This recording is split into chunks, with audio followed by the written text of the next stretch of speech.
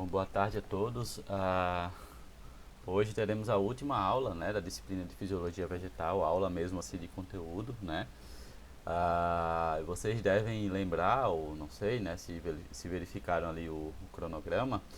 Essa última aula seria correspondente à frutificação e amadurecimento dos frutos, né? E assim a gente vai abordar esse assunto nessa aula de hoje, sendo que além disso, né, a ideia é que a gente fale um pouco também do amadurecimento da semente, né, e antes disso até da polinização e fecundação, tá? E por que isso, né? Por que essa adição, né? Bom, por dois motivos, né? Primeiro que a parte de frutificação, a nível de graduação, ela não precisa ser tão aprofundada, né? Porque é um evento relativamente simples, como vocês vão ver aqui nessa aula, né? O essencial dessa etapa do desenvolvimento da planta, ela é relativamente simples e bem intuitiva até. Fora isso, né, é importante a gente falar de polinização, fecundação e desenvolvimento da semente, porque é essa parte que faz o link entre a parte de floração e desenvolvimento da flor, que foi a aula anterior a essa, né, e a parte de frutificação, né. Então, basicamente, a planta, ela desenvolve as flores, amadurece as flores, né, conforme a gente viu na aula passada, de uma forma muito coordenada, dependente do ambiente, dependente por exemplo, do controle da luz, né, da temperatura, também de alguns hormônios, né, que estão envolvidos nessa etapa. E com esse amadurecimento da flor, a planta ela passa então a ficar disponível para realizar, por exemplo, para deixar acontecer, né, ou favorecer a fecundação, a polinização e a fecundação. Então a gente vai abordar isso, né, que nada mais é do que a etapa inicial da frutificação, né? Então, como vocês já devem saber, o fruto nada mais é do que uma flor que se desenvolveu, que foi fecundada, se desenvolveu e mudou sua estrutura, né, para desenvolver o fruto, tá? Então, por isso que a gente vai abordar bastante aqui a parte de polinização e fecundação também, ok? E bom, para relembrar um pouco isso, né? Vocês já, imagino eu, já devem estar cansados de ver uma figura como essa aqui com uma flor e suas partes, né? Então, basicamente aqui a gente tem em vermelho a representação das partes femininas de uma flor, como vocês já sabem, e a parte azul as partes masculinas de uma flor, né? Vocês sabem também que as partes florais masculinas e femininas, elas podem estar numa mesma flor, em flores separadas e até em plantas separadas, né? E aqui nesse caso a gente tem a representação em uma única flor, ou seja, uma flor que possui tanto gineceu quanto androceu, né? Gineceu sendo a parte feminina e androceu a parte masculina, tá? Então, só recapitulando bem rápido, né? A gente tem aqui o carpelo, né? Que é toda essa estrutura aqui, com o estigma, estilete, ovário e o rudimento seminal, tá? E a parte masculina, né, representada aqui por vários estames, né, e o estame sendo separado em antera e filete, tá? Aqui em cima nessa figura a gente tem o desenvolvimento do microgametófito, né, ou os microgametófitos que são os gametófitos masculinos, né? Então até a inclusão dos gametas masculinos aqui na parte de cima. Na de baixo são os femininos, né? Então megagametófito, e aí só relembrando para vocês, sempre que a gente vê micro corresponde ao masculino, mega corresponde ao feminino. Tá? Isso por causa do tamanho, que geralmente as estruturas masculinas são menores e as femininas são maiores, né? E aqui não é diferente, inclusive, tá? Então, assim, começando pela parte de cima, né? Aqui, na verdade, essa figura toda, ela representa a polinização e fecundação, tá? A polinização nada mais é do que o momento em que o pólen, ele é já amadurecido, ele é dispersado, né? Pode ser pelo vento ou por animais, né? E atingem o estigma da parte feminina da flor, né? Quase sempre em uma outra flor e não na mesma flor, tá? A gente vai ver o porquê disso daqui a pouco. Quando esse grão de pólen atinge, então, a parte feminina, né, ou no caso o estigma, é dito que houve ali a polinização, né? Justamente o nome vem de grão de pólen, de pólens, né? Então, a polinização ela é essa parte que antecede a fecundação, né? A fecundação, como vocês já sabem, assim como acontece em animais, né, é a união dos gametas masculino e feminino, tá? Mas então aqui a gente está representando a dispersão, na verdade o amadurecimento, né, dos grãos de pólen e a representação dele aqui atingindo o estigma, então a parte de polinização, tá? Então o grão de pólen ele é amadurecido ali nas anteras, né? Então nas anteras a gente tem vários microesporócitos, né, que são ainda estruturas diploides. E aí esses microesporócitos, eles sofrem meioses, né? E geram micrósporos, né? Que são os esporos masculinos, tá? E aí, como ele sofre meiose nessa etapa, ele está gerando esporos haploides, um N, tá? Os micrósporos, eles vão sofrer mitoses, várias mitoses, né? E vão gerar grãos de pólen amadurecidos, né? Então prontos para realizar a germinação. No caso, não confundir de novo germinação com a germinação de semente, tá? A germinação do grão de pólen ela acontece aqui no estigma da flor, como eu vou falar mais detalhadamente daqui a pouco. Mas os grãos de pólen, eles amadurecidos, eles possuem quase sempre, né? 3 núcleos em 2 células, tá? E aqui está sendo representado por 2 núcleos, tá? Isso daqui não é didaticamente correto, né? Não é a melhor forma de ver. Mas basicamente o que a gente tem no grão de pólen são uma célula generativa que vai dar origem ao desenvolvimento do tubo polínico e 2 núcleos de célula do tubo, né? Quer dizer, na verdade é o contrário, tá? Eu confundi. A célula generativa, ela vai ter 2 células, na verdade, tá? E o núcleo da célula do tubo, que é o que vai desenvolver o tubo polínico, que é essa estrutura aqui que a gente viu também, sistemática vegetal 2. E a gente já viu em fisiologia vegetal também, eu acho que na parte de germinação, tá? Mas eu estou relembrando aqui porque esse é o momento correto da gente ver essa parte, tá? Então esse é o grão de pólen amadurecido, tá? E aqui, nesse caso, né, com essa estrutura, ele está pronto para germinar em um estigma da parte feminina da flor. Vindo aqui agora para a parte feminina, tá? A gente tem aqui o rudimento seminal, né? Que o rudimento seminal, na verdade, é onde está o óvulo, né? É o que vai, de fato, desenvolver o embrião, tá? No rudimento seminal, a gente tem o megaesporócito, que assim como o microesporócito, né? É o esporo, aqui é o esporo feminino ainda diploide, tá? Então 2N, vai sofrer meiose, vai gerar 4 células haploides, que são os chamados megásporos, sendo que dessas 4 células geradas, apenas uma é mantida, né? Então aqui ele chama de megásporo sobrevivente. E todos os outros são megásporos apoptóticos, ou seja, eles são realmente degenerados, tá? Esse megásporo remanescente, ele vai sofrer 3 mitoses, tá? E vai gerar a estrutura amadurecida feminina, tá? Que é composta de um tegumento, tá? Ou tegumentos, no caso a gente já viu até em sistemática vegetal 2, né? Que em angiosperma são 2 camadas de tegumento, então 2 tegumentos. É formado por 3 células antípodas, tá? Que a gente vai ver que elas estão relacionadas com a receptibilidade do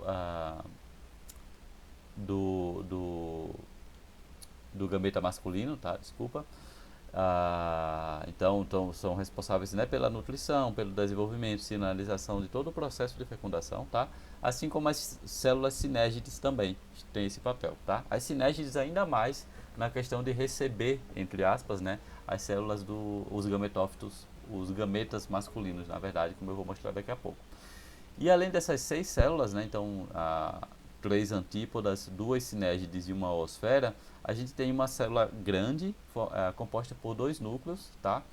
Que são os chamados núcleos polares, tá? A gente vai ver que essas células, essa célula aqui maior, ela vai dar origem ao endosperma e a oosfera vai dar origem ao embrião, tá? Então, aqui no rudimento seminal amadurecido, a gente tem uma estrutura feminina composta por 7 células e 8 núcleos, certo? Por quê? Porque essa célula maior, ela possui 2 núcleos polares, eu vou aprofundar um pouco mais esses conhecimentos ao longo da aula, tá? Os grãos de pólen, como eu falei, né, ao chegar no estigma, né, ele germina. O que é a germinação? É o desenvolvimento do tubo polínico. E para que serve esse tubo polínico? Bom, o tubo polínico, né, ele é gerado, ele é um alongamento, ele é um crescimento, a gente vai ver um pouco do crescimento dele, mas ele é um crescimento dessa célula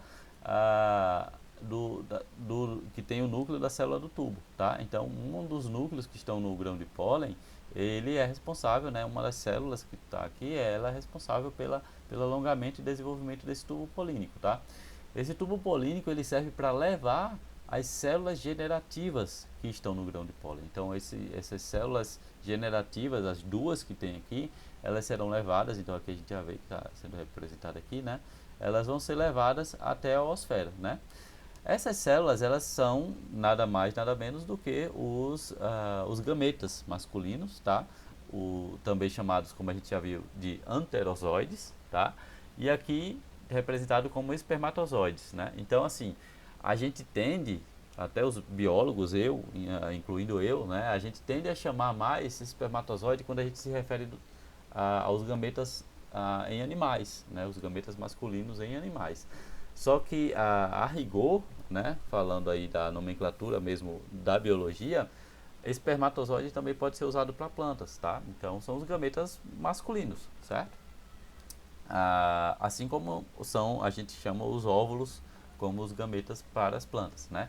Então, para a parte feminina das plantas, os gametas femininos. Então, esses espermatozoides ou anterozoides, como queira chamar, eles são levados, os dois são levados para o rudimento seminal, né? E aqui eles vão fecundar. Então, são duas fecundações que vão ocorrer aqui, né? Eu já estou adiantando parte da aula, tá? Já para deixar bem claro aqui nessa primeira figura, que ela é mais didática. Então, vão haver duas fecundações, né? Então, ocorre uma fecundação dupla na reprodução de angiospermas, tá? Uma vai fecundar um dos núcleos polares, aqui a célula que tem os dois núcleos polares, na verdade, né? E essa primeira fecundação, quer dizer, não é a primeira, tá? Mas uma dessas fecundações, né? Porque essa que eu estou explicando, ela vai gerar o endosperma, e aí vocês têm que relembrar o que é o endosperma, né? Então, para aqueles que lembram, sabe que o endosperma é aquela estrutura nutritiva, né, da semente, quando a semente está desenvolvida, tá? Então é justamente o que vai ser gerado a partir dessa fecundação, né? Vai ser gerado o endosperma, ou seja, o tecido nutritivo que vai ali manter o embrião vivo na semente e vai desenvolver o embrião no estágio inicial da germinação, tá? Até o estabelecimento da plântula.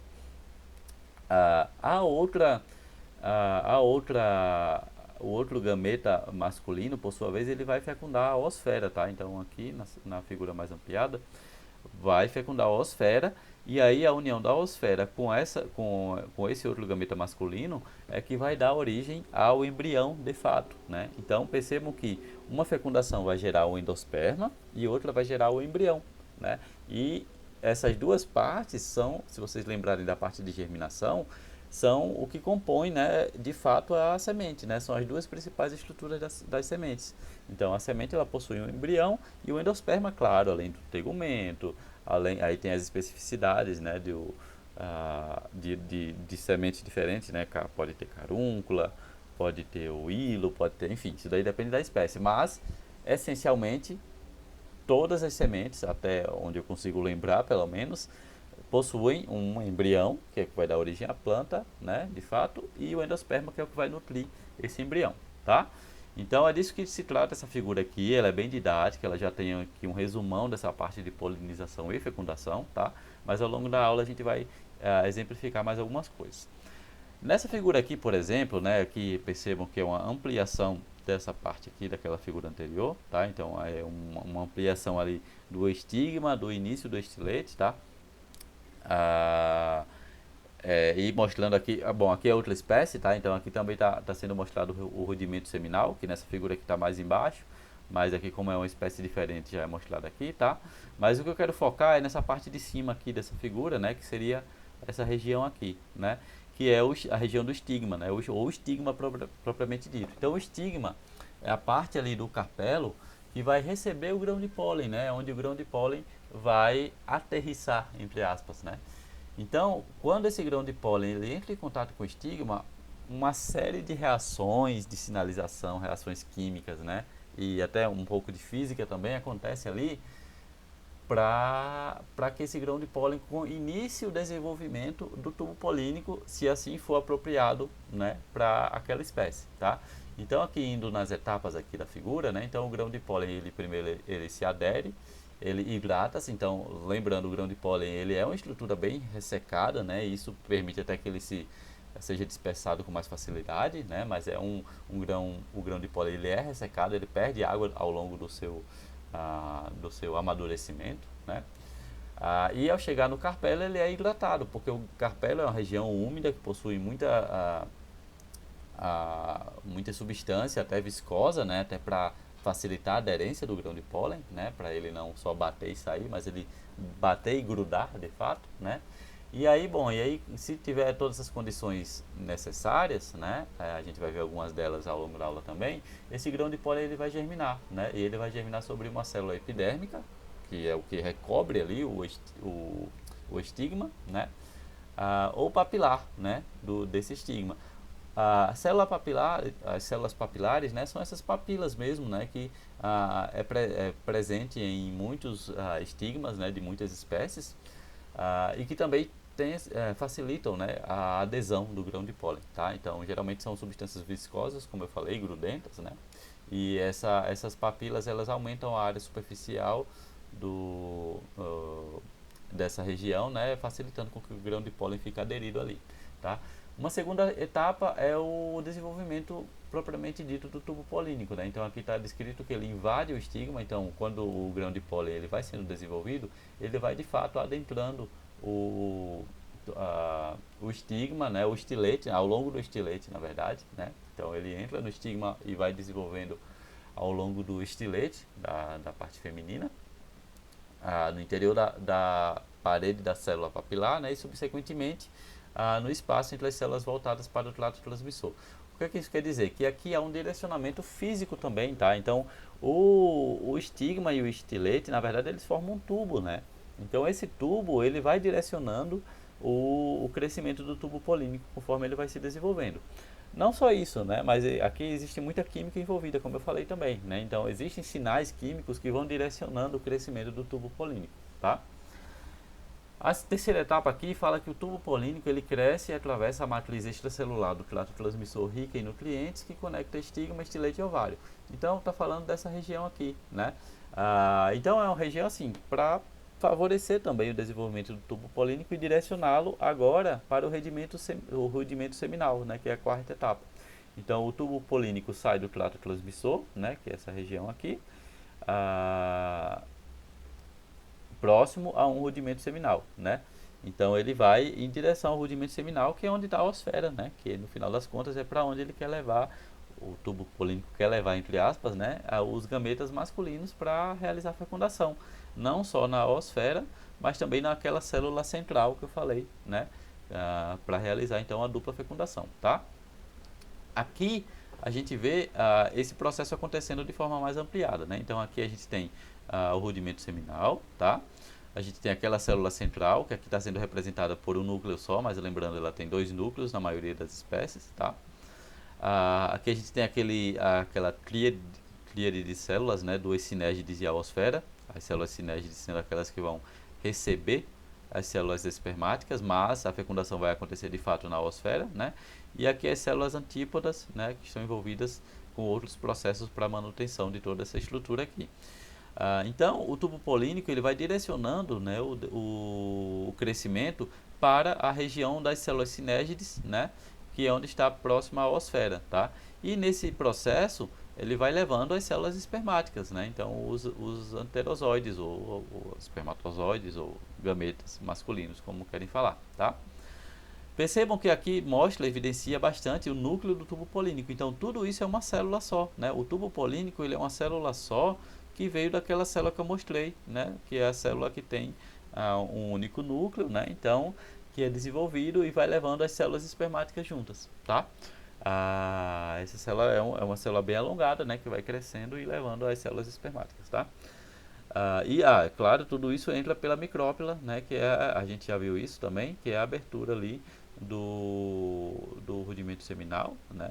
Do ovário como um todo, que permite a entrada do tubo polínico. Então, a quinta etapa do processo, né, o tubo polínico crescendo junto das superfícies do septo e do funículo em direção à micrópila, dando acesso para o rudimento seminal, né? Então, descreve a passagem do tubo polínico nessas estruturas, né, que nada mais é do que o direcionamento, como eu falei, para a oosfera, tá?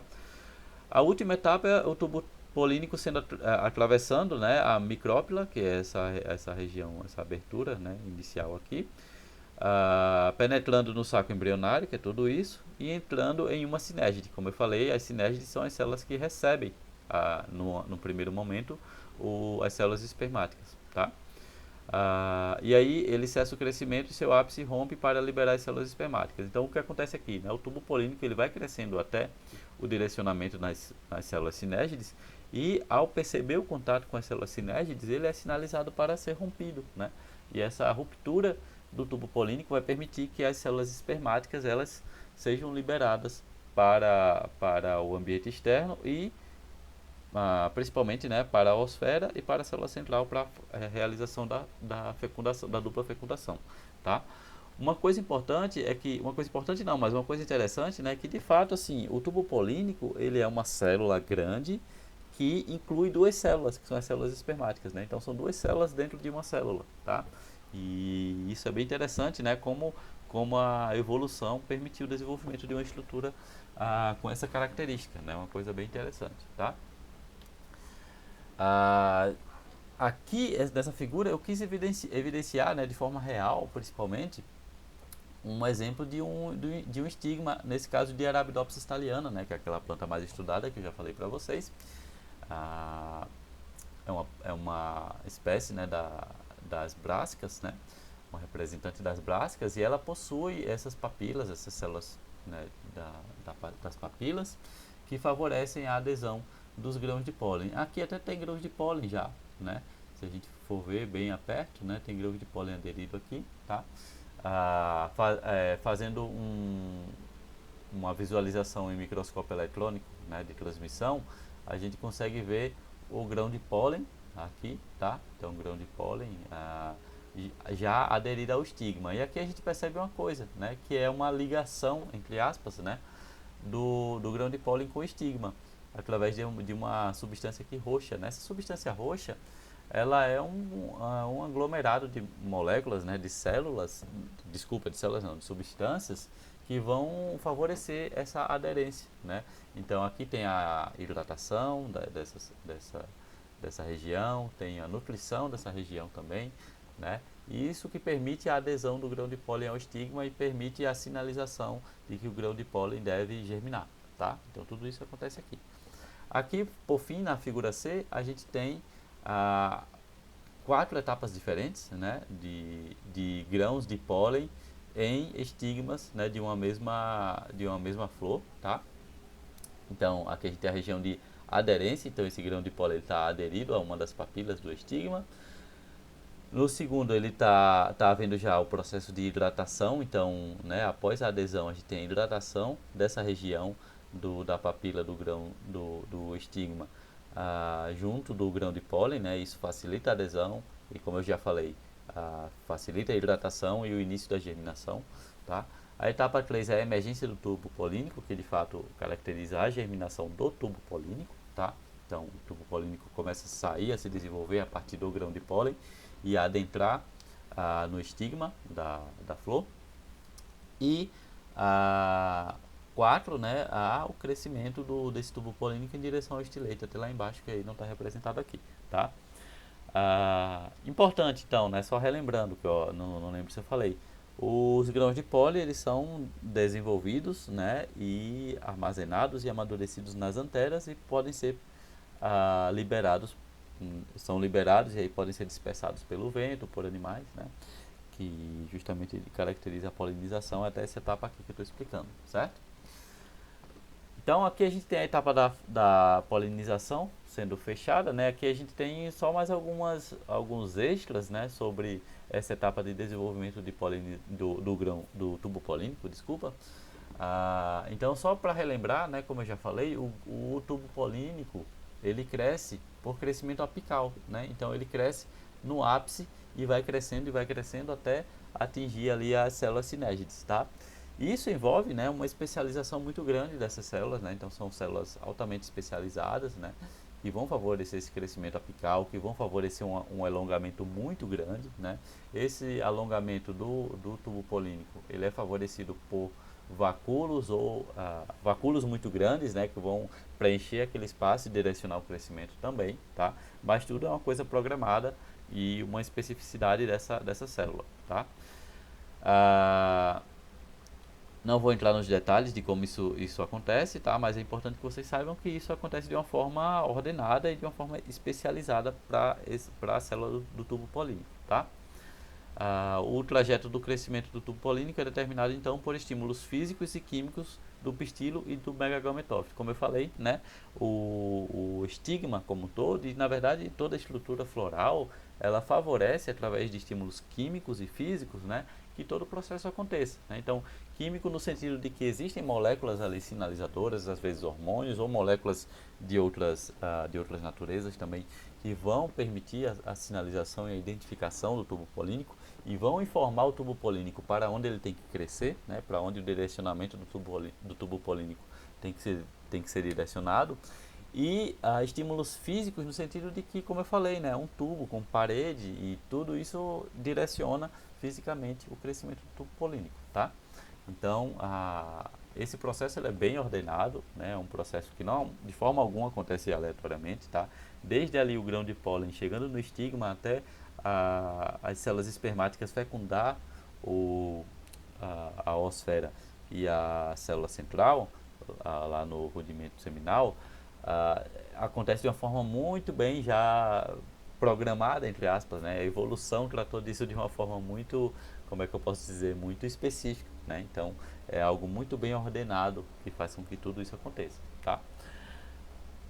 Então, dessa forma, né, o tubo polínico ele alcança o rudimento seminal, né, e aí, como eu falei para vocês, 2 espermatozoides são liberados para fecundar a oosfera e a célula central. Isso mostra isso claramente, tá? E é o que é focado nessa imagem aqui, tá? Então, novamente, né, o tubo polínico ele libera, aqui eu só vou repetir bem rápido, porque eu já falei bastante disso, mas o tubo polínico ele libera essas células espermáticas, né, nas células sinérgides, permitindo com que esses espermatozoides, né, esses gametas, fecundem a oosfera e a célula central, dando origem então ao endosperma e ao embrião, tá? Aí tem uma coisa bem interessante, né, que acontece bastante na natureza, nas angiospermas, que são estratégias para evitar a autopolinização, né? E aí, se vocês pararem para pensar no ponto de vista evolutivo, a autopolinização ela não é tão vantajosa. Por quê? A autopolinização, primeiro, né? A autopolinização é quando uma flor fecunda ela mesma, ou uma planta fecunda ela mesma. Quando isso acontece, não há variabilidade genética, né? Então é uma planta se fecundando, então assim, você não tá entre aspas, né, misturando genótipos, né, de indivíduos diferentes, né? Então não há variabilidade genética e vocês devem saber disso, que devem saber que uma baixa variabilidade genética, ou ausência de variabilidade genética, pode ser perigoso para uma espécie, né? Porque um evento que não, um evento na qual esse genótipo, essa genética dessa planta não seja favorável, e se todas as plantas forem iguais com essa genética não favorável, né, representando assim uma ausência ou uma baixa variabilidade genética numa população, isso vai fazer com que aquela espécie possa entrar em extinção, né? Então, a variabilidade genética ela é importante para dar oportunidades para aquela planta ter estratégias diferentes de sobrevivência, de reprodução, de desenvolvimento. E permite também até a evolução daquela espécie ao longo de milhares de anos, né? Porque se não fosse a variabilidade genética, né, os cruzamentos entre indivíduos diferentes, a taxa de mutações ou taxa de variação de um genótipo iria ser muito mais lenta, né? Então isso favorece também com que essas espécies elas consigam se especializar, desculpa a redundância, mas se especializar em condições diferentes, né? E bom, então eu falei tudo isso para dizer que essa autopolinização ela é evitada, né, por causa dessa desvantagem adaptativa, né, que a autopolinização traz. Então ela é evitada, tá? E ela pode ser evitada de algumas formas diferentes. Eu não vou especificar bem aqui, né, mas eu vou só dar uma pincelada no que seriam algumas estratégias que as plantas usam para evitar a autopolinização. E só lembrando, tá? Quando a gente fala de autopolinização, né, quando a gente está dizendo que a planta está evitando a autopolinização, a gente consequentemente está falando que que a planta está favorecendo a polinização cruzada, né? Ou seja, a polinização entre indivíduos diferentes, entre populações diferentes, tá? Se assim o genótipo dessas plantas permitir, né? Então, bom, como é que a planta ela consegue evitar a polinização? Tá, primeiro, a polinização cruzada ela é assegurada em espécies bissexuais e monóicas por dicogamia e heterostilia. O que é que isso quer dizer?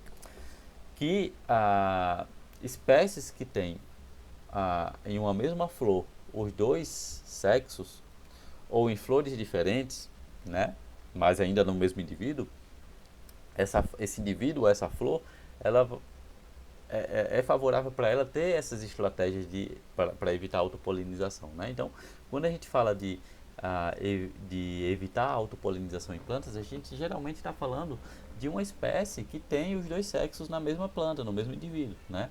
Porque é nessa condição que a autopolinização acontece, né? Então, a gente tem uma mesma flor que tem uma estrutura masculina e uma estrutura feminina, essa polinização pode acontecer, né? Se ela mesma produz o grão de pólen e ela mesma possui o estigma que vai receber esse grão de pólen, né? Na mesma flor. Isso pode acontecer e é justamente o que a planta quer evitar, né? Ela quer evitar essa autopolinização.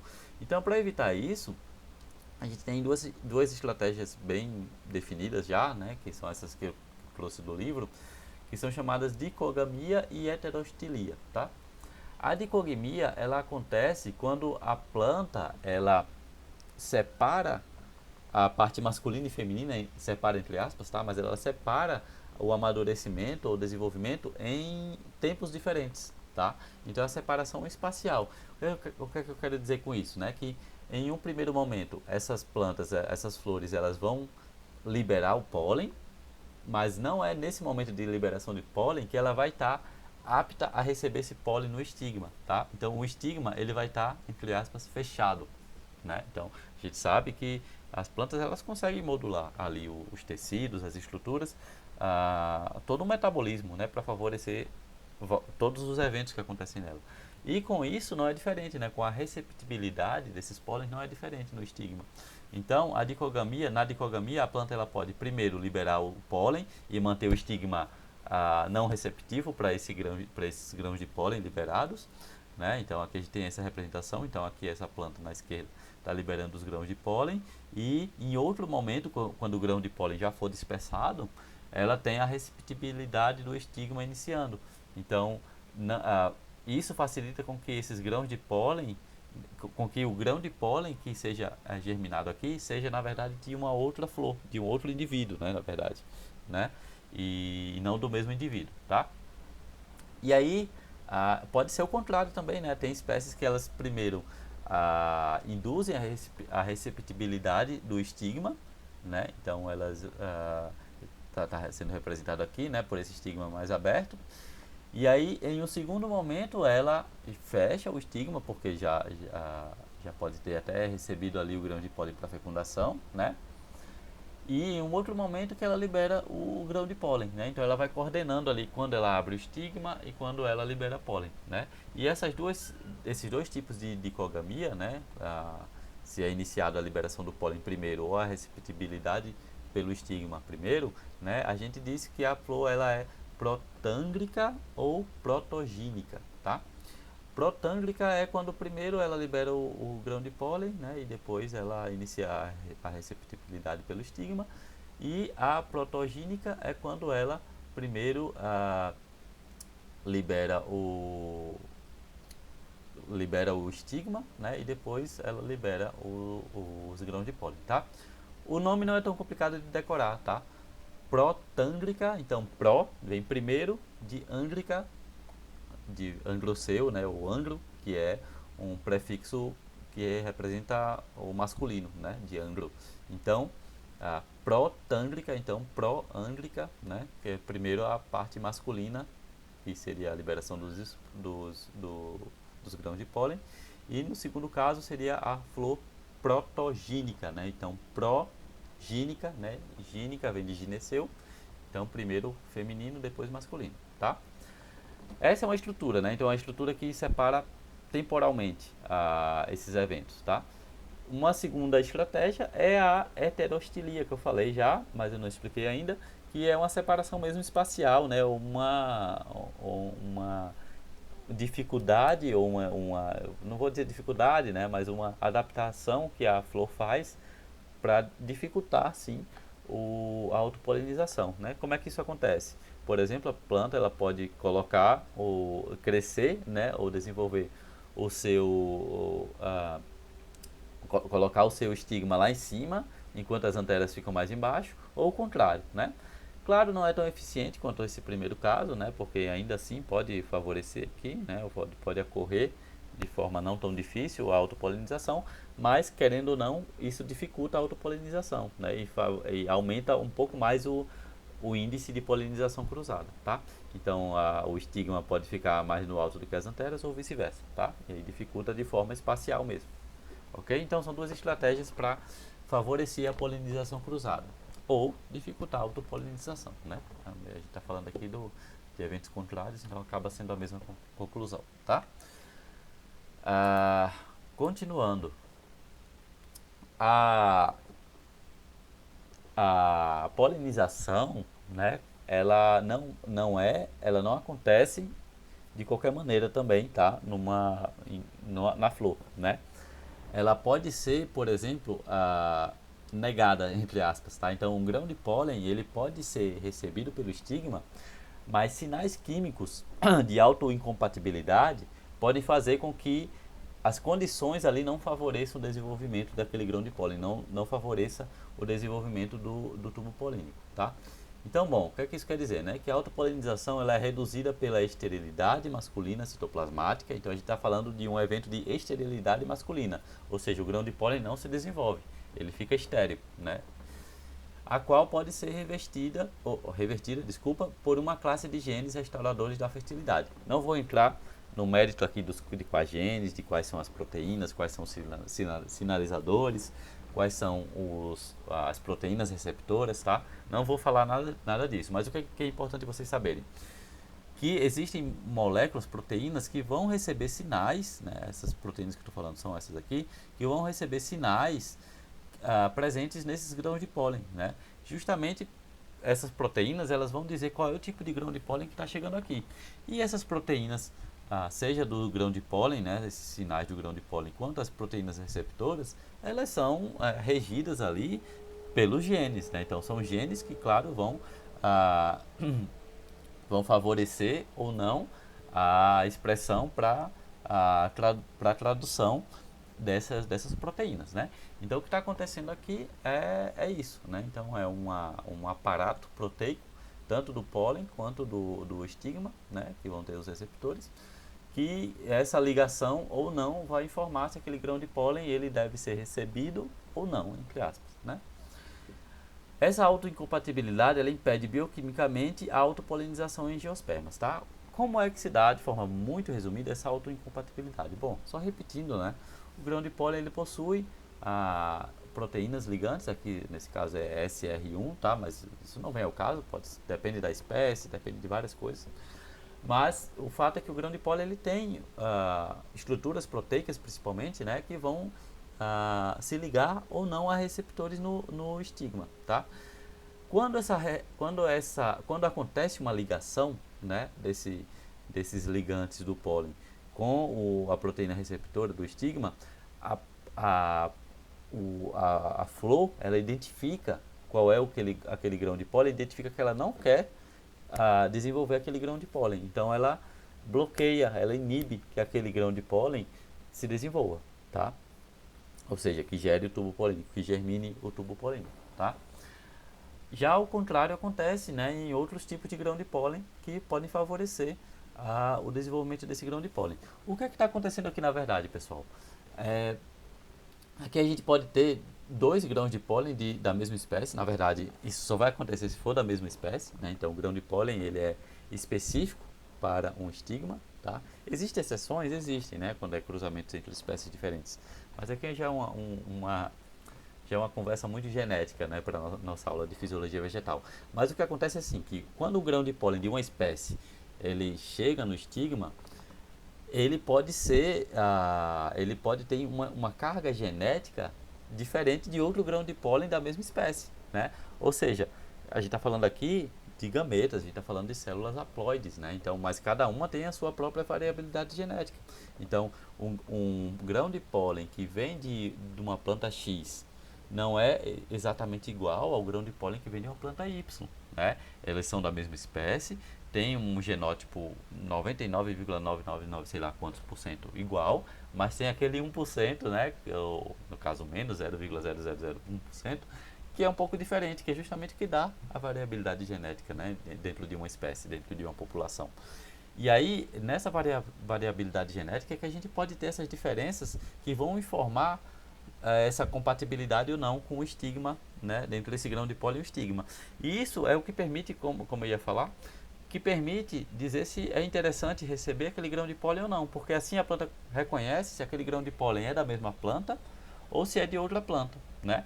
Então é dessa forma que ela também consegue favorecer a polinização cruzada, né? Se ela identificar que aquele grão de pólen possui é da mesma planta ou é de uma planta muito parecida, tá? Tô falando bem a grosso modo, tá? Existem os componentes ali que dão essa informação, mas eu estou falando de uma forma bem, tentando ser didático, né? E de uma forma bem grosseira para entender a lógica da coisa. Então esse grão de pólen ele pode informar se essa variabilidade genética, se esse grão de pólen é geneticamente diferente, suficiente para promover a germinação ou não dele, tá? E aí realizar a fecundação, né? Então, no final das contas, o que, é que a planta vai tentar fazer? Vai tentar selecionar grãos de pólen que sejam diferentes daquela flor, né? Que não sejam os mesmos grãos de pólen daquela flor, né? Justamente para favorecer a polinização cruzada, tá? E bom, finalmente, havendo aquela fecundação que eu expliquei para vocês, né, uma das fecundações da dupla fecundação, ela vai dar origem ao endosperma, né? Então, um dos gametas, um dos espermatozoides, que vem ali no tubo polínico, vai fecundar a célula central, que tem dois núcleos, e essa fecundação é que vai dar origem ao endosperma, né? Então, a célula central, se você parar para pensar, ela é a célula maior ali no rudimento seminal amadurecido e, consequentemente, o endosperma é o tecido, pelo menos no estágio inicial de desenvolvimento da semente, é o tecido que vai tomar conta ali daquela semente, tá? Então, no primeiro momento, o endosperma ele é bem maior do que o embrião, tá? Então, o que acontece, né? Após a fecundação, o endosperma diploide, que fornecerá nutrição ao embrião, torna-se multinucleado. Isso daqui, essa figura, ela está explicando já o desenvolvimento desse endosperma depois que houve a fecundação, né? Então, se a gente olhar aqui na figura a gente tem já a fecundação já ocorreu, o embrião já tem um estágio de desenvolvimento até certo ponto avançado, né? Ele não acabou de acontecer aqui a fecundação, tá? Então já houve desenvolvimento do embrião. E o desenvolvimento do endosperma também, até do tegumento, né, da casca, né? Então, tudo isso está representado aqui, tá? O que é importante a gente saber aqui? Que o endosperma, ele primeiro ele é gerado como um tecido multinuclear, ou seja, não são células 100% separadas, mas são vários núcleos, tá? E aí, depois, com o amadurecimento do endosperma, ele vai se desenvolvendo em células separadas, né? Aí sim fica passa a ser não mais multinucleado, mas multicelular mesmo, tá? E nesse estágio multinucleado, como vocês podem ver aqui a representação, que não são células fechadas, né? Mas imagine que tem vários núcleos aqui dentro, é chamado de cenócito, né? Ou tecido cenócito, tá? Como se for. Cenócito se refere a um estágio em que existem vários núcleos, mas não existe separação celular definida, tá? Isso não só para a botânica, tá? Isso é para a biologia celular em geral.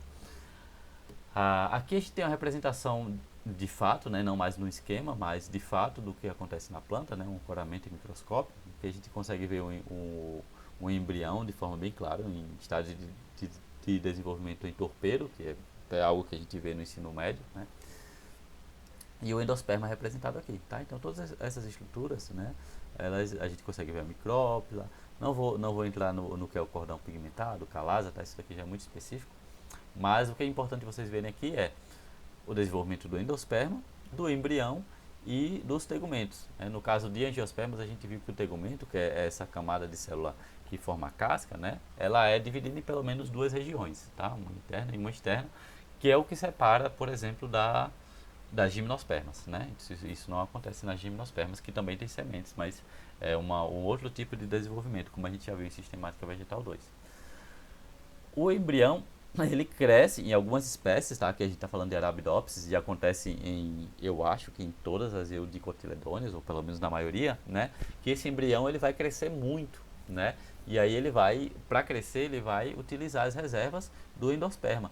E aqui a gente está falando do amadurecimento da semente, tá, pessoal? Não é depois que a semente ela começa a germinar, não. O amadurecimento da semente, ela já permite o amadurecimento, consequentemente, do embrião. Que aí sim, quando ele atinge o estágio mais desenvolvido, a semente está desenvolvida, pronta para germinar, né?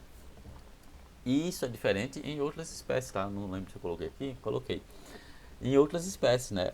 Outras espécies, por exemplo, os cereais, né? Que são monocotiledôneas, que elas já não crescem o embrião tanto assim, né? Então aqui a gente tem algumas etapas depois que a polinização aconteceu, né? Depois que na verdade a fecundação aconteceu, né? E essas etapas mostram, por exemplo, esse grão de trigo, né? Aqui desenvolvendo o embrião em verde, tá? Aqui a gente tem as células, por exemplo, as células sinérgidas em azul, tá? O embrião em verde se desenvolvendo e 4 dias após a polinização ele já tem quase que o tegumento fechado, já tem um endosperma gigantesco e o embrião pequeno. Quando chegamos aos 12 dias de amadurecimento, no caso do trigo, né, a gente tem um embrião bem menor do que o que a gente viu ali com a Arabidopsis thaliana e o endosperma amiláceo bem grande, né, e claro, a camada de aleurona formada ali com o tegumento, né, já fechando toda a semente, tá? Recapitulando algumas coisas que a gente viu em germinação e estrutura da semente, né? Então, o endosperma, você já sabe que é o tecido que nutre o embrião durante a germinação e durante o desenvolvimento do embrião, mas aqui especificamente é o amiláceo, né? Que é bem comum dos cereais, né? Que é aquele endosperma rico em amido, tá? A camada de aleurona, só para relembrar, é uma camada de células especializadas que vão dar todo esse suporte para que esse endosperma que está aqui para que esse amido que está no endosperma seja digerido, né? Então, por exemplo, é a camada de aleurona que vai favorecer as enzimas, como as amilases, que vão degradar esse amido, vão receber os sinais para iniciar essa degradação. Por exemplo, a gente viu que as giberelinas, né, elas têm que passar pela camada do aleurona para fazer essa sinalização, ligar esse alerta de que deve-se degradar o amido, né? Então, enfim, aqui é uma coisa já que é fora da aula de hoje, que a gente está falando dos processos de desenvolvimento nessa parte especificamente da semente, tá? Esse desenvolvimento do endosperma, como eu falei, né, a princípio ele é formado por um tecido bem grande, mas sem células definidas, mas muitos núcleos, né? Então é uma estrutura multinucleada, né? Mas esses núcleos eles ficam soltos, não ficam separados em células, mas em algum estágio ali do desenvolvimento do endosperma, essas células elas vão ser definidas, né? Então gerando várias células diferentes e sempre com vacúolo central, né? Que permitem depois o fechamento desse endosperma, aí fica um endosperma rico em várias células, tá? Só para evidenciar isso aqui mesmo. Essa celularização, né? Que é esse processo de formar as células ou de fechar as células de cada núcleo, do endosperma cenocítico, como está escrito aqui em Arabidopsis, ela prossegue desde a região micropilar, ou seja, aquela região de abertura, né, do rudimento seminal, até calasal, né, ou seja, ela fecha, né, ela fecha o endosperma, né, ela fecha uma estrutura, tá? Ao passo que a celularização de endosperma de cereais se processa centripetamente. O que isso quer dizer? Que em cereais ela acontece de forma centrípeta, ou seja, de forma de dentro para fora, tá? É o contrário, mas isso daqui é uma especificidade, vocês não precisam se preocupar com isso, tá? Mas é importante, claro, vocês terem a noção de que muito do que acontece em eudicotiledôneas, como é o caso de Arabidopsis thaliana, acontece diferente em monocotiledôneas, como é o caso dos cereais. A gente está falando aqui de sementes que tem um cotiledôneo ou dois. Então, o desenvolvimento da semente ele é todo diferenciado, né? Então é de se esperar. Isso inclui o desenvolvimento do endosperma, que é o que estamos falando aqui. Esse desenvolvimento do endosperma ele é controlado em especial por genes expressos maternalmente, que são chamados MEGs, né? E não pelo embrião, ou seja, é o tecido receptor ali, né? O tecido da mãe, entre aspas, o tecido maternal, que vai sinalizar e programar todo esse desenvolvimento das células e não o embrião, tá? Então, ou seja, a gente está falando aqui das células 2N da planta mãe, tá? Então não tem interferência daqui dos gametas masculinos, da genética que está nas células dos gametas masculinos, tá? Aqui eu só coloquei para ilustrar, tá, de forma real esse processo acontecendo, né? E aqui especificamente eu queria evidenciar o desenvolvimento da casca dessas sementes, né? Então, aqui também é um processo interessante, onde as camadas elas vão amadurecendo, né? Em mais de uma camada, as células vão crescendo e vão se diferenciando, né? Então a casca de uma semente ela geralmente é dura, né? E aí ela tem que se especializar, né, nisso, né? Então ela tem que ter uma estrutura específica para fornecer a proteção, evitar a rápida desidratação da semente, né? Então realmente tem que ser, só quero evidenciar aqui que é uma camada realmente de células diferenciadas, né? E específicas para realizar a função de uma casca de semente, tá? Essa maturação da semente ela acontece em etapas, claro, mas por exemplo ela assim como muitas coisas que vão amadurecendo, elas vão perdendo hidratação, né? Vão perdendo água. E isso mostra isso, né? Esse desenvolvimento, principalmente o gráfico, tá? Que mostra aqui, por exemplo, né? Se a gente olhar o gráfico, aqui a gente vê o conteúdo de água em vermelho e aqui com 16 dias após a polinização, né? Toda a estrutura ali após a fecundação, ela já vai perdendo água de forma bem rápida, né? Dando origem à semente, certo? Quer dizer, a semente ela já está se desenvolvendo aqui, já existe o que a gente pode chamar de semente, só que ela vai amadurecendo, vai perdendo água, né? Ao passo que o processo vai ganhando massa, né? Então a massa seca aqui em azul, né? Ela vai crescendo, então a planta ela vai perdendo água e vai ganhando massa seca, né? Então ela vai de fato crescendo, né? As células vão crescendo, vai ali se amadurecendo o tecido nutritivo, o endosperma, né? E aí ela vai ganhando peso, tá? Essa etapa de amadurecimento de uma semente, ela é dividida em 4 etapas principais, tá? Embriogênese, que é o estágio inicial ali de desenvolvimento do embrião, o enchimento da semente, que quase sempre está relacionado à etapa em que a semente ela começa a acumular nutrientes, então pode ser no endosperma, né? Ou nos cotilédones, se for o caso. Vocês têm que lembrar esses conceitos na aula de germinação, tá? Mas basicamente é a planta investindo o acúmulo de nutrientes na forma de amido, proteínas ou lipídios na semente, tá? E aí ela ganha bastante massa nessa etapa também, tá? Final da maturação é quando ela perde bastante, ela já tem perdido, na verdade, boa parte da água, né? Mas aí ela ajusta ali o metabolismo dela para ficar pronta para germinar, né? Então aqui é onde a planta de fato ela vai iniciar o processo de amadurecimento, ou seja, ficar pronta para a germinação. E após isso ela só precisa então realizar a abscisão, ou seja, a queda ou a liberação dessa semente, tá? E aí quando essa semente é liberada, ela já está amadurecida, né? Que ela foi amadurecida no final da maturação, no estágio final da maturação, na verdade. E aí essa abscisão ela pode ser dispersada, né? E aí favorecer a dispersão daquela espécie também, tá?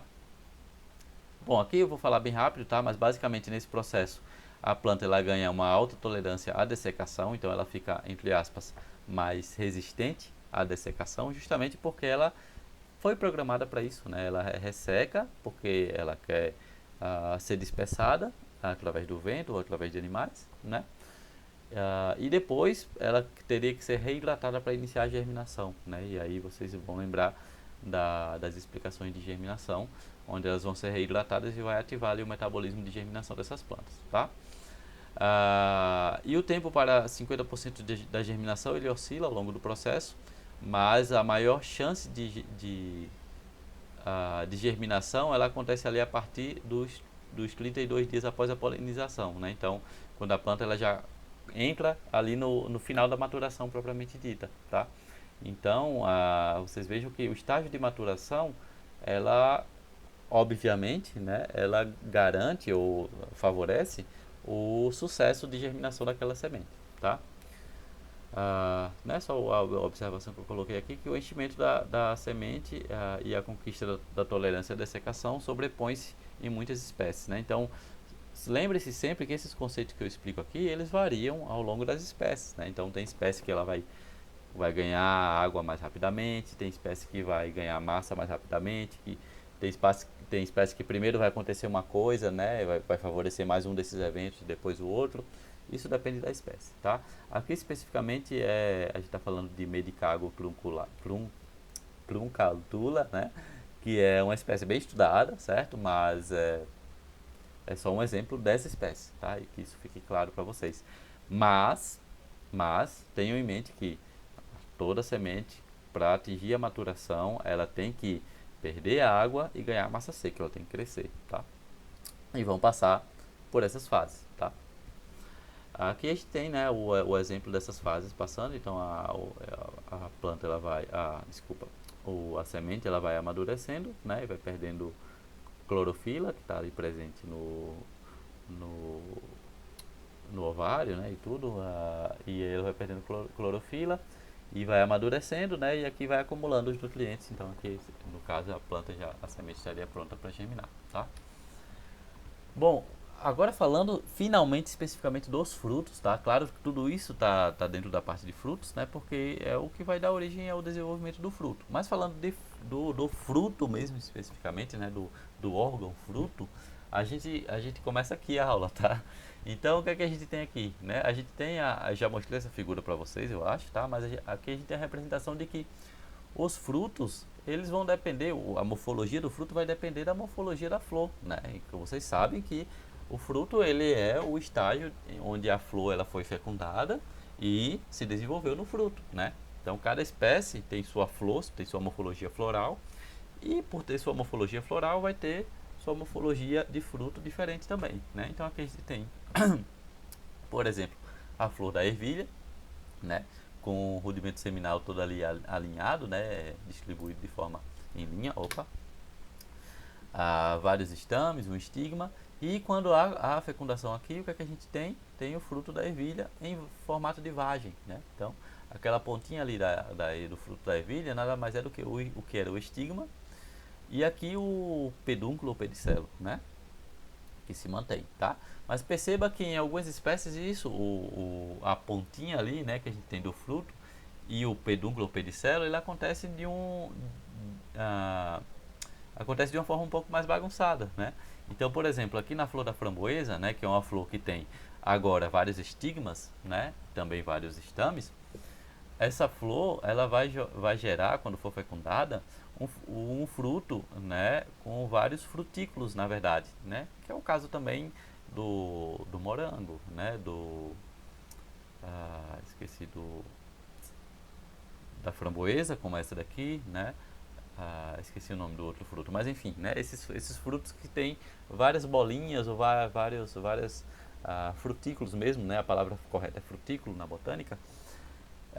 Que cada um, percebo aqui que no caso da framboesa é bem fácil de ver, cada um possui um estigma, né? Um estigma, e o estame, os estames, né, eles são representados aqui onde estava o pedúnculo e o pedicelo, tá? Então, aqui é totalmente diferente do que acontece com a ervilha, né? A ervilha é uma vagem, aqui é um fruto composto, tá? Ou alguns consideram pseudofrutos, tá? E no caso da pereira, né, ou seja, da pera, já é diferente também, porque o que se desenvolve aqui no fruto, né, na parte comestível do fruto, como eu já devo ter falado para vocês, é o ovário, né? E todo o resto fica aqui, aglomerado aqui, né, e junto do pedicelo do fruto, né. As sementes são desenvolvidas, claro, dentro do ovário, né, mas aqui o que se desenvolve na parte suculenta é a parte do ovário, tá? Que é o receptáculo, na verdade, né? Então o ovário junto do receptáculo, o receptáculo é ali a região onde está disposto o ovário, né, justamente para receber a fecundação. Então, os frutos elas são unidades de dispersão das sementes que surgem do pistilo e contêm as sementes. Mas, basicamente é tudo que eu tenho falado até agora, né? E os frutos, então, eles favorecem, vocês já sabem disso muito bem, que os frutos eles favorecem a dispersão das sementes por várias estratégias, né? Tomando aqui o exemplo do ser humano, né? A gente come os frutos e joga as sementes em outros lugares. Ou os animais, incluindo os seres humanos, defecam as sementes e dispersam também essas sementes em outro local que não aquele onde ele coletou o fruto, por exemplo, né?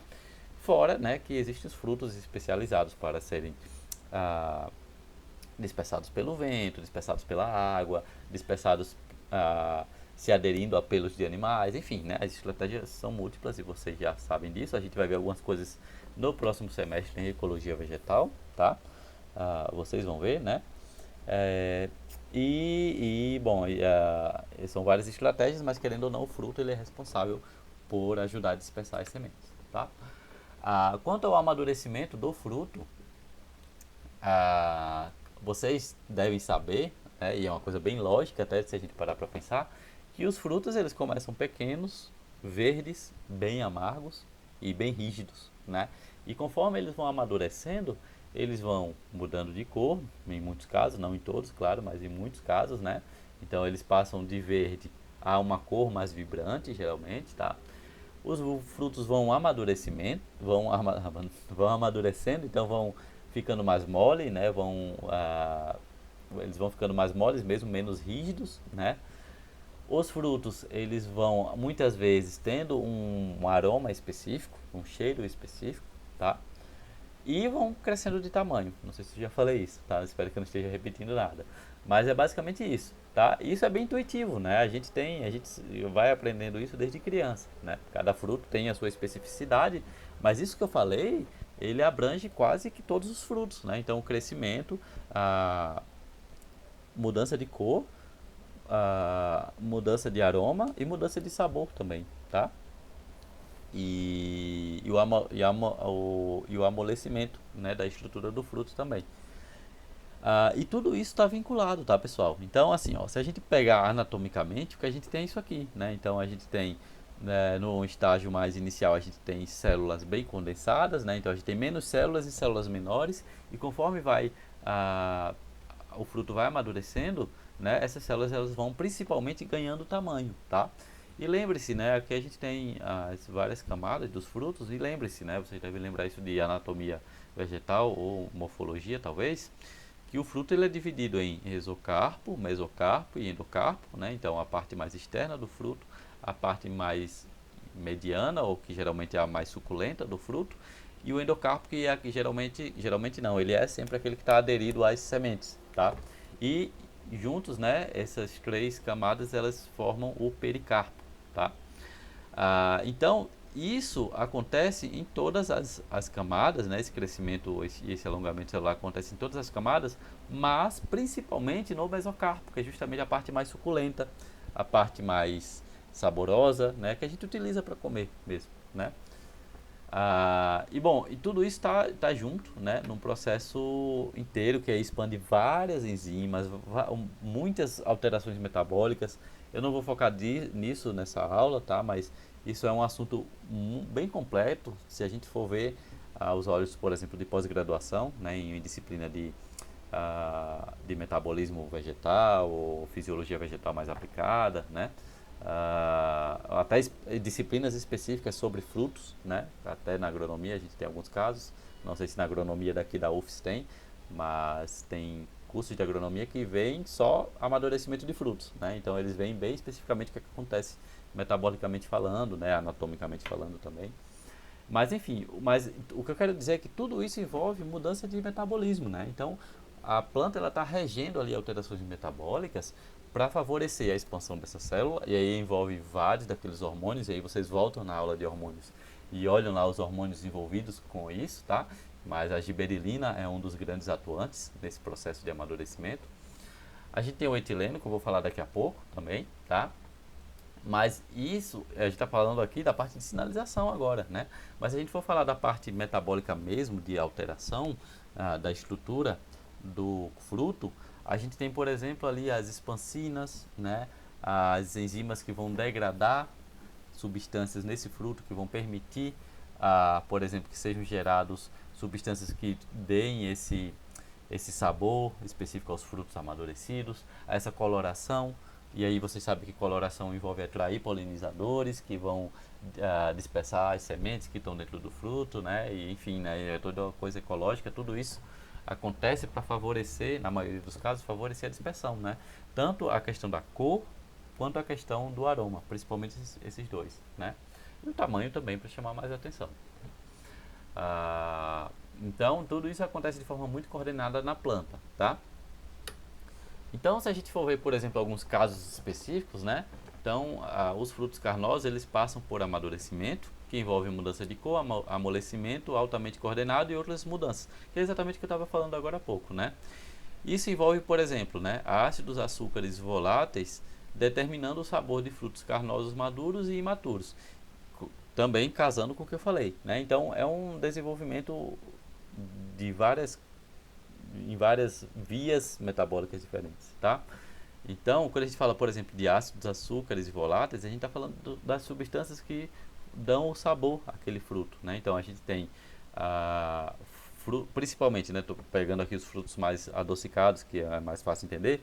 A gente tem, por exemplo, tá? Não exclusivamente, mas amilases degradando algum amido que estava ali presente, gerando sacarose, e aí acumulando sacarose no fruto, dando esse sabor mais doce no fruto, tá?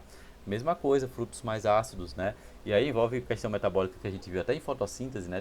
De plantas can, que vão armazenar o ácido málico, que tem pH ácido, é um ácido, né? Claro, e que vão dar esse sabor mais ácido no abacaxi, que é uma planta can, por exemplo, mas não só nas plantas cans, né? A gente tem exemplos de plantas C3 que também tem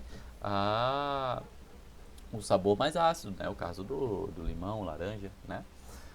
Mas enfim, então aqui ó, só para evidenciar essas coisas, né? Aqui a gente tem no lado esquerdo 2 tomates, tá? Então o tomate à esquerda é um tipo selvagem, ou seja, um tomate não modificado, né? Então vermelho, amadurecido está vermelho.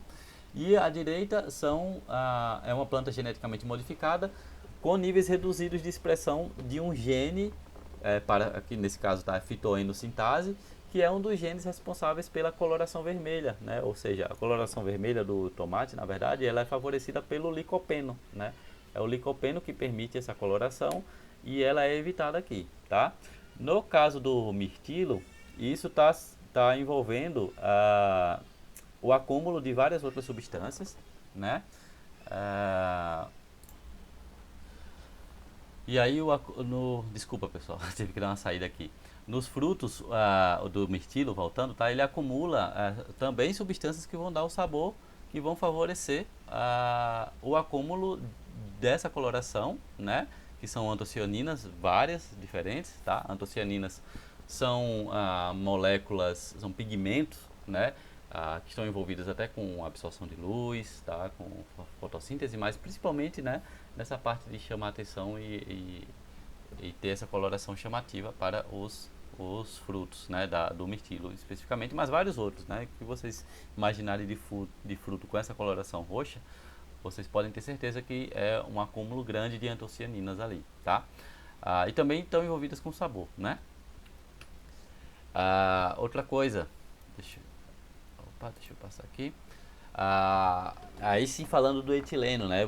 Eu falei na aula de hormônios vegetais que o etileno ele é muito conhecido por duas coisas principalmente, né? Primeiro, por ele ser um hormônio gasoso, o único dentre aqueles clássicos que a gente viu. Ele é um hormônio gasoso e ele está diretamente envolvido com o amadurecimento de frutos, né? Talvez essa seja a função mais importante e mais bem estudada do etileno, tá?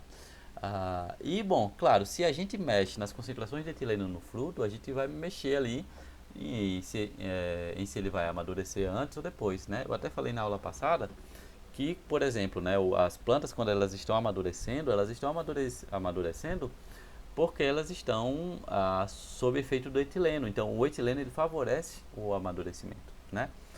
As plantas, quando elas estão no estágio de pleno amadurecimento, elas estão produzindo ainda mais etileno, e esse etileno, por sua vez, estão favorecendo ainda mais o amadurecimento. É por isso que o amadurecimento de frutos acontece de uma forma muito rápida, né? Então, entre aquele estágio ali, que ele está verde e amargo, até o estágio em que ele está doce e bem colorido, é muito rápido, né? Tanto é que às vezes a gente compra muito fruto e rapidamente se estraga, né? Porque tá envolvido com esse processo de aceleração pelo etileno, né? Então a planta está amadurecendo, produzindo etileno, que vai amadurecer ainda mais rápido aquele fruto.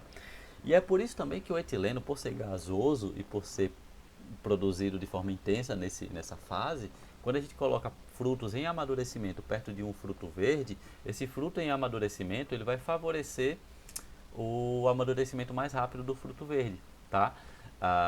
Por causa do etileno. Então, o que está amadurecendo está gerando etileno, está produzindo etileno. Esse etileno vai amadurecer o fruto vizinho, né? Que ainda é mais verde, só que vai acelerar o processo de amadurecimento desse fruto, tá? Também, se a gente quer favorecer, quer agilizar o amadurecimento de um fruto como a banana, que é um fruto que produz muito etileno quando está amadurecendo, a gente pode colocar essa banana no local fechado, numa sacola, principalmente sacola de pão, né, que permite a respiração eficiente da planta, permite trocas ali, né, de gases, né? Mas ao mesmo tempo ela abafa o etileno ali, ela concentra o etileno na região próxima à banana e isso faz com que ela amadureça mais rápido, se ela estiver nessa condição, né? Então tudo isso, né, são coisas que a gente pode fazer no nosso dia a dia para ver o amadurecimento de forma prática sob o incentivo do etileno especificamente. E como não pode ser diferente, né, como não seria diferente, isso é utilizado na biotecnologia, né, bom, a gente está falando, veja só, a gente está falando de amadurecimento de frutos. Frutos são coisas que movem a economia e são socialmente extremamente importantes, socialmente falando, né? A gente está falando de comida.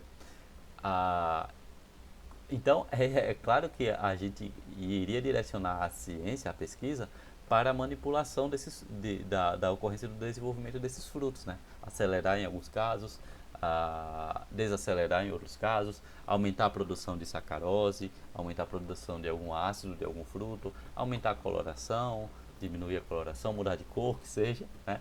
Então, tudo isso é possível por causa dessas coisas que eu estou falando, né? Então, falando especificamente do etileno, a gente consegue mudar a via de produção do etileno, de síntese do etileno, que é essa que está aqui no lado direito, para favorecer o amadurecimento mais rápido ou mais lento, por exemplo, né? Então, no caso do livro, né, a gente tem esse exemplo da ACC sintase, tá? Então, a ACC sintase, ela é uma das etapas ali, uma das enzimas que controla a produção do ACC, que é o precursor do etileno, tá? Então, o ACC, né, ele vai, no final das contas, se transformar em etileno e ele também tem papel em sinalização, tá? Mas eu não vou entrar nesse mérito aqui. Então, o ACC, eu esqueci o nome de novo desse. Eu tenho que parar um pouco para pensar, mas bom, vou demorar muito tempo para lembrar aqui, não vou tentar lembrar. Mas o ACC, ele é o que é importante saber dele é que ele é o precursor do etileno e, claro, ele possui ele precisa de uma enzima para ser produzido, né? Então, só para lembrar, tá? Eu falei isso na aula de etileno, mas o etileno ele é produzido através da metionina, né? Que é um aminoácido. Então, a metionina, através de várias etapas metabólicas, né? Ela pode gerar o ACC e, consequentemente, o etileno. A ACC sintase, como eu estava falando, né, é essa etapa aqui, tá? Que vai produzir o ACC, que por sua vez pode produzir o etileno. A ACC sintase, então, nesse caso aqui do livro, tá? Ela foi inibida, ela foi silenciada. Então, o gene que produz essa enzima, ele foi silenciado, ele foi reprimido, tá? Nesse experimento, né? Então, nesse experimento a gente tem o controle, que é essas plantas que não foram modificadas. Então, aqui a gente tem um amadurecimento em ar normal, né? E nessas plantas que tiveram esse silenciamento, ou seja, essa etapa que ela foi cortada, do metabolismo da planta, não cortada totalmente, tá? Ela foi, na verdade, inibida, né, ou diminuída. A gente tem plantas que demoram mais a amadurecer em condição de ar livre, né? Então, o que está acontecendo com essas plantas, né? Que elas estão amadurecendo de forma mais lenta comparado com o tipo selvagem. Elas não estão produzindo etileno em grande quantidade. Se não está produzindo etileno, não está havendo o favorecimento do amadurecimento dessas plantas, tá? Por sua vez, se a gente pega essas mesmas plantas, né, que tem essa deficiência nessa enzima, e a gente coloca etileno de forma externa, então a gente joga etileno, o gás de etileno, né, que é o gás eteno, e a gente joga nessas plantas, a gente tem a recuperação desse amadurecimento da planta. O que é que isso mostra, né, do fruto, quer dizer? O que é que isso mostra? Mostra que, de fato, a ACC sintase ela controla a produção de etileno, evitando o amadurecimento do fruto, e que o etileno, ele de fato é o hormônio que, o principal hormônio que gera ali o amadurecimento dessas plantas, desses frutos, né? Então mostra essas duas coisas aqui nesse experimento. É um experimento antigo, tá, pessoal? Eu acho que ele é inclusive esse aqui de 91, tá? Aqui desse outro lado, né, do lado direito, a gente tem um outro experimento agora com plantas que foram silenciadas para a ACC oxidase, que é essa segunda etapa aqui que vai oxidar o ACC, né, e gerar o etileno, tá? Então é a etapa que precede o etileno. Então aqui a gente tem plantas do tipo selvagem, tá?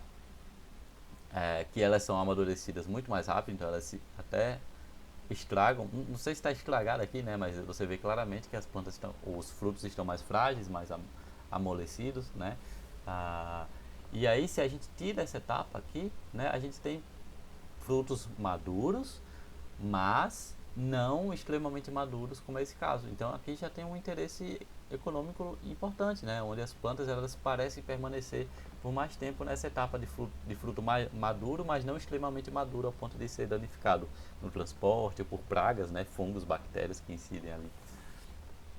Simplesmente ao cortar isso daqui, né? Então isso daqui são plantas geneticamente modificadas, né, que são importantíssimas, né, para a gente gerar mais frutos e frutos melhorados, né? No caso aqui das plantas, né, aqui são as mesmas plantas, tá? Essa planta é as mesmas desse fruto e essa planta desse fruto. A gente vê que a inibição dessa etapa aqui, ela também dificulta ou atrasa a senescência das plantas, né? A senescência é aquela etapa onde a planta ela entra em uma morte programada, entre aspas, né? É parte do desenvolvimento, não do desenvolvimento, mas do ciclo de vida daquela planta, né? Então, quando ela vai senescendo, ela vai ficando amarelada, ela inicia a abscisão das folhas, né? E quando essas plantas modificadas, né, não tem essa etapa aqui, elas também demoram mais a senescer, né? Então aqui elas já estão bem mais amareladas e aqui estão menos amareladas, né? Aqui então, o que é que mostra tudo isso, né? Mostra que o etileno ele acelera o amadurecimento, especialmente em frutos climatéricos. O que são frutos climatéricos? Bom, a gente vai ver agora, né? Os frutos climatéricos, eles são os frutos que eles são bem impactados por essa dependência do etileno, né? Então, não é, o que eu quero dizer com isso? Que não é todo fruto que tem essa propriedade de ser grandemente influenciado pelo etileno, tá? Mas assim, se a gente tem aqueles frutos que quando você coloca ele amadurecendo perto de outros e isso acelera o amadurecimento, mostrando a eficiência do etileno nesse desenvolvimento do fruto, pode ter certeza que ele é climatérico, tá? Então, os frutos, no final das contas, eles podem ser climatéricos ou não climatéricos, né? E a diferença é justamente essa. Os climatéricos são aquelas que são dependentes do etileno para amadurecerem, né? Já os outros que não amadurecem e podem ser até colhidos verdes, né? Eles são os frutos não climatéricos, tá? Então existe essa diferença. O que acontece no desenvolvimento dos frutos climatéricos é que acontece uma série de eventos que fazem com que esse fruto ele seja desenvolvido mais rapidamente, tá? Quais são essas etapas? Primeiro, o fruto, a taxa de respiração dele, ele é desacelerada de forma muito grande, né? Então o fruto entre aspas, para de... Não para, né? Mas diminui a sua respiração. Só lembrando, tá, pessoal? Toda célula viva respira, né? A gente viu isso na aula de respiração, que vai cair também na prova de amanhã, tá? Mas então essa respiração, ela é diminuída. Isso é uma etapa característica desses para iniciar o amadurecimento dos frutos climatéricos, tá? Ao passo que, enquanto isso acontece, o fruto vai crescendo de forma muito intensa. Então, nessa etapa do desenvolvimento do fruto, ele cresce muito rápido também, tá? Chega no momento ali em que ele cresceu tanto, já parou tanto de respirar, que ele inicia, digamos, uma fase climatérica, tá? Que é a fase do fruto que caracteriza principalmente esse tipo de fruto, que está representado aqui, ó, a partir dos 145 dias. Nessa etapa climatérica, o fruto ele já está bem grande, ele cresce um pouquinho mais, mas já está bem grande, a respiração está lá embaixo, e a durabilidade, por consequência, em junção desses dois fatores, decresce muito. Decresce muito porque ele já começa a ficar muito mole, né? Então você não consegue guardar esses frutos. E é daí que vem a característica da gente não conseguir armazenar de forma muito fácil esses frutos, tá? Aqui é o caso, por exemplo, né, para vocês terem ideia. Tomate, berinjela, banana, né? Todos esses frutos que amadurecem muito rápido, podem ter certeza que eles são climatéricos, tá? Isso tudo é consequência ali de um pico de etileno nessa fase, né? Então, aqui a gente tem o etileno agindo de forma intensa no crescimento do fruto, na mudança de cor, na mudança de textura, na mudança de sabor, tá? Então, tudo isso aqui por causa do etileno, né? Então, veja só a concentração de etileno que passa de 0,1 partes por milhão no ar, né? Geralmente é assim que a gente mede a concentração de alguma substância no ar.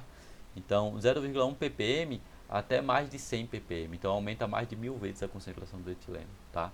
Isso ressalta também a potência dos hormônios vegetais e de qualquer hormônio, né? O quão ele pode mudar drasticamente o metabolismo de uma célula, tá? Então, basicamente, a gente tem o seguinte aqui, tá? Separando agora, retomando as etapas iniciais, a gente tem a divisão celular acontecendo de uma forma mais intensa no fruto, tá? Então, ele vai realizando divisão celular, mas sem crescer essas células ainda. Quando o crescimento de fruto acontece de fato de forma mais rápida, é quando ele está ampliando essas células que foram divididas, tá? E a partir aqui do momento onde atinge um certo crescimento, um certo tamanho e um certo nível de respiração desse fruto, a gente tem o estágio já de maturação inicial, né?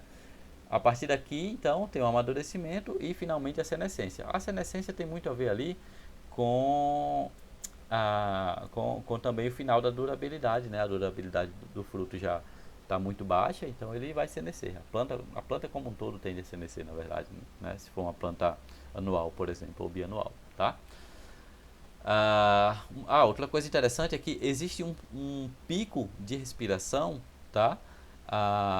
No momento em que há a ação do etileno. Então, o etileno, ele precisa, para tudo funcionar bem nessa fase nessa fase do amadurecimento dos frutos climatéricos, é necessário que haja uma respiração intensa ali, né? Então, oxigênio é importante nessa etapa também, tá? Se não tiver oxigênio, ou níveis muito baixos de oxigênio, a etapa não vai ser favorecida, ainda que haja grande concentração de etileno, tá? Então, bom, tudo isso aqui demonstra essas fases de amadurecimento dos frutos climatéricos.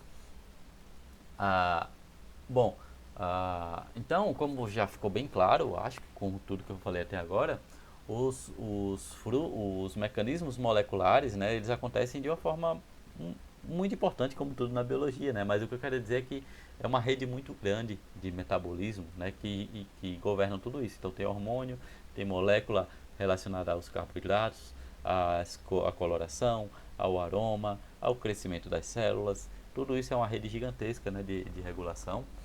E isso pode ser mostrado como uma coisa interessante, né, para modificação de plantas. Aqui é só mais um caso, tá? Para o tomate, você já deve ter percebido, mas ele é um modelo, né, para estudos com frutos, né? Então já os estudos mais antigos e muito do tomate que a gente come já aplica essa tecnologia e esse conhecimento de amadurecimento de fruto, tá? Então, assim, ó, aqui a gente tem um outro exemplo, né, em que a gente tem um tomate selvagem e a gente consegue provar a importância dessas moléculas, dessas proteínas e desses genes, modificando geneticamente essas plantas, né? Então aqui a gente tem mais um caso, né, desse mutante, que é o mutante Ripening Inhibitor, que é chamado de RIN, né? Então são plantas que não possuem esse gene. Não sei o que esse gene faz, tá? Não busquei, mas assim, claramente é um gene importante no amadurecimento do fruto, né? Mesma coisa aqui, esse é o Colorless Non-Ripening, Colorless Non-Ripening tomates, né, com esse nome. Então são mutantes que não têm a coloração do tipo selvagem, né? Então o tamanho até chegou perto, né? Mas a coloração é bem diferente. Então assim, eu também não conheço esse, mas pelo nome ah, e pelo fenótipo, a gente conclui, né, é um gene envolvido principalmente na coloração, provavelmente na síntese ali do licopeno, que vai dar coloração automática, tá? Então aqui a gente tem dois exemplos de genes que são importantes para o amadurecimento normal de um fruto, certo? E isso, né, envolve, como eu já falei, redes metabólicas bem ah, complexas. Aqui a gente tem só um exemplo de uma das redes para o amadurecimento em um fruto, né, em um fruto ah, em um fruto tradicional, digamos, é o caso do tomate, por exemplo. Então, vários fatores de transcrição, vários sinalizadores, vários genes e proteínas aqui envolvidas, tá? O etileno participando de forma intensa, claro, né? A CC oxidase também, aquela enzima que a gente viu, e a sintase, enfim, né? Tudo isso é modulado, é bem orquestrado para o desenvolvimento do fruto. E aqui a gente tem essas etapas para uma sílica de Brassica, né? Ou seja, a sílica, né? Tipo essa mini vagem, entre aspas, tá? Que é um fruto seco, tá? E aí o fruto seco ele tem outros tipos de regulação, alguns em comum, outros não, né, em relação aos frutos carnosos, mas muitas coisas são diferentes, né, porque os frutos secos eles têm que se desidratar, tem que em alguns casos essa desidratação que vai favorecer a abertura do fruto para liberar sementes, né? Então é uma coisa bem diferente na verdade, né? Algumas coisas são compartilhadas, mas muitas são bem diferentes, né? Então tenho em mente também, lembre-se dos frutos secos, né, que a gente muitas vezes não lembra que são frutos, mas que são importantes e tem outra fisiologia por trás ali, né? Um pouco menos interessante do ponto de vista social e econômico, é verdade, mas ainda assim importante, tá? E bom, para fechar, né, a compreensão mecanística desses processos de amadurecimento tem aplicações comerciais, como eu venho reforçando aqui. Aqui, por exemplo, a gente tem um caso, né, de uma produção de um fruto com a cor diferente, tá? Ah, então, só um exemplo do que pode acontecer, do que a gente pode fazer, mas existem vários e vários artigos e pesquisas, grupos de pesquisa focando totalmente nisso. Todo ano sai ah, artigos excelentes, extraordinários, né, sobre melhoramento de frutos, né, ou estabelecendo novas conexões metabólicas ali, um novo achado, uma proteína nova, um regulador novo, que pode ser interessante para obter frutos melhores, né, através de plantas geneticamente modificadas. Então, tudo isso é bem impactante. Aqui eu trouxe vários estudos, né, todos recentes, todos em revistas de altíssimo impacto, né, na academia. Aqui eu só vou, né, só para fechar a aula, só trazer um exemplo, né, de um artigo desse ano, saiu acho que não sei, em setembro talvez, que mostra, né, mais um achado de uma interação entre duas proteínas, e essa interação ela pode ah, favorecer, né, ou até controlar a sinalização mediada pelo etileno, né? Então, mais um achado, né, de uma revista extremamente importante e que a gente vê muito facilmente aqui uma aplicação biotecnológica, uma aplicação na nossa vida, né, cotidiana também ali na prateleira quando a gente vai ali no Master e vai comprar tomate, por exemplo, né? Então a gente tem, por exemplo, aqui a, a ocorrência, né, do silenciamento desse gene spindle, que eu não lembro o que é, não li o artigo, né, só vi os resultados e o resumo, mas o fato é que o silenciamento ou a mutação, não sei exatamente, tá? Desse gene, ele ele vai ocasionar no atraso do desenvolvimento e do amadurecimento do fruto, tá? Então aqui a gente tem WT, que é o wild type, né? Ou seja, o tipo selvagem, ou seja, a planta não modificada, né? Gerando frutos maduros aos 50 dias, tá? Desde o início do amadurecimento, né? E as plantas que não possuem, né, que possuem esse gene bloqueado, elas não amadurecem com a mesma velocidade. Então, na verdade, aqui o fruto nem está amadurecido, né? Não sei se amadureceu depois, se deixar por mais dias, mas aqui ela não está amadurecido, né? Não está no estágio final. Enquanto que a superexpressão desses genes, ou seja, se você incentiva que esse gene ele seja expressado de uma forma mais intensa, vai favorecer o amadurecimento mais rápido comparado com as plantas que não têm esse gene modificado, tá? Então, por exemplo, aqui tem um ganho de 45 dias, né, do amadurecimento dessas plantas, desses frutos. E aqui a gente pode ter dois interesses biotecnológicos, né? Se a gente quiser um tomate que amadureça mais rápido por algum motivo, a gente pode usar essa planta aqui, modificada. Se a gente quer um tomate que amadureça mais lentamente, talvez para transportar para lugares mais longe, para ter um alimento de prateleira com um tempo mais longevo, né, no supermercado, a gente pode ter essa planta modificada com a inibição desse gene, tá? Aqui, né, eu não vou explicar isso, até porque eu não sei exatamente o que olhando assim eu consigo ter uma ideia, mas, né, eu não conseguiria explicar, teria que ler o artigo a fundo. Mas é só para mostrar para vocês que o que está vinculado, né, ao nosso dia a dia, as descobertas do nosso dia a dia, sempre tem uma explicação bioquímica, molecular por trás, né, uma explicação biológica por trás. E aqui, claro, como você não consegue publicar um trabalho apenas mostrando, não nesse nível, né, não no nível de uma revista dessa, mas se você não consegue publicar numa revista dessa, um trabalho mostrando só o efeito na planta, você tem que tentar pelo menos explicar o que está acontecendo ali, o que é que você achou, né? Então o achado nesse caso foi essa etapa aqui dessa via de regulação para um amadurecimento de frutos, ok? Então, bom, com isso eu encerro a aula, tá? As referências que eu usei eu esqueci de colocar aqui, mas quase tudo aqui eu tirei do Zeiger, né? Que é o livro de fisiologia vegetal que eu uso, né? Que tem na biblioteca, tá? Estudem por esse livro também, nem que seja para ver os resumos, nem que seja para ver para ver ali as figuras, entender os esquemas, tá? Tirem dúvidas comigo, estou aberto a tirar dúvidas. Muito obrigado, pessoal, e até mais.